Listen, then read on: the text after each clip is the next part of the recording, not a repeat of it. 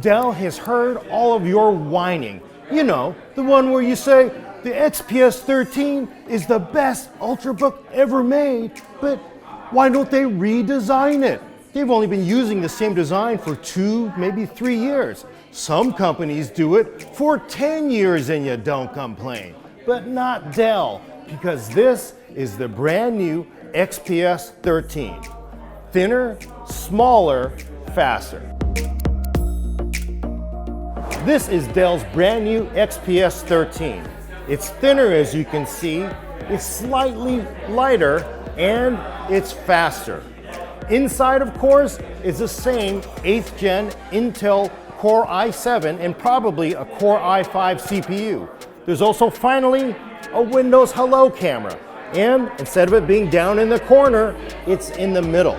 And if you don't like Windows Hello and you want to use a fingerprint reader, bam! Dell has integrated a fingerprint reader into the power button.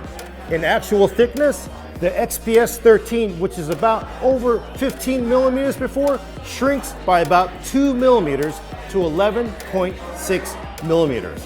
That's pretty thin for the amount of performance you're getting. And I do mean performance.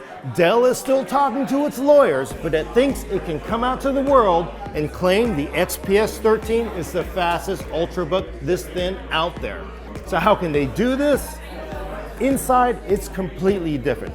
The previous 8th generation XPS 13 used a single fan and a single heat pipe. The new, thinner XPS 13 jams in 2 heat pipes and 2 fans. And check this out. There's some fancy material made by the same company that makes Gore-Tex. If I can get this out, you can see there's a little strip of a Gore material that helps reflect the heat out of the laptop. What this all adds up to, Dell claims, is better performance.